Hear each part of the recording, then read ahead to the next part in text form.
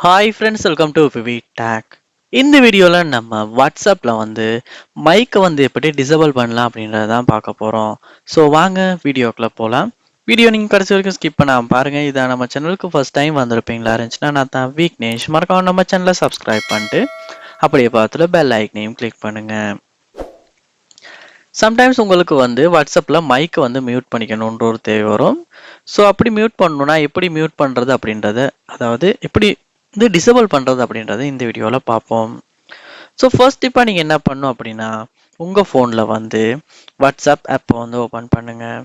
Open பண்ணிட்டு நீங்கள் பார்க்கலாம், இங்கே மைக்கை கிளிக் பண்ணோடனே மைக் ஒர்க் ஆகலை. ஸோ நீங்கள் இந்த மாதிரி மைக்கை டிசேபிள் பண்ணிக்கணும்னா செட்டிங்ஸ் உள்ள போங்க.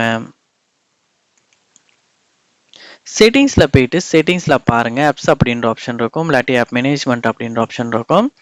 அதை கிளிக் பண்ணிவிட்டு இதில் வாட்ஸ்அப் அப்படின்றத கிளிக் பண்ணி வாட்ஸ்அப் ஆப்புக்குள்ளே போங்க.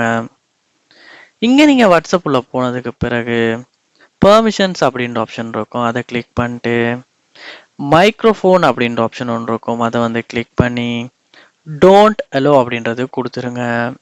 ஸோ டோன்ட் அலோ அப்படின்றதுக்கு நீங்கள் கிளிக் பண்ணிடுவீங்களா இருந்துச்சுன்னா, செலக்ட் பண்ணிடுவீங்களா இருந்துச்சுன்னா, அதுக்கப்புறமா வாட்ஸ்அப் ஆப் ஓப்பன் பண்ணி நீங்கள் மைக்கை கிளிக் பண்ணிங்கன்னா இருந்தால் உங்கள் மைக் டேர்ன் ஆஃப் ஆகியிருக்கும். ஸோ இந்த இடத்துல நீங்களே பார்க்கலாம், பிளர் ஆகின மாதிரி இருக்குது. ஸோ கிளிக் பண்ணாலும் மைக் ஒர்க் ஆகாது, டேர்ன் ஆஃப் ஆகி தான் இருக்கும். ஸோ இப்படி தான் வாட்ஸ்அப்பில் நம்ம மைக்ரோஃபோனை நம்ம டிசேபிள் பண்ணுறது இல்லாட்டி டேர்ன் ஆஃப் பண்ணுறது. ஸோ இந்த வீடியோ உங்களுக்கு ரொம்ப யூஸ்ஃபுல்லாக இருந்திருக்கும்னு நினைக்கிறேன். இது போன்ற வீடியோ பார்க்கணுன்னா கண்டிப்பாக நம்ம சேனலை சப்ஸ்கிரைப் பண்ணுங்கள். அப்படியே பார்த்துல பெல் ஐக்கனையும் கிளிக் பண்ணுங்கள். தேங்க்யூ.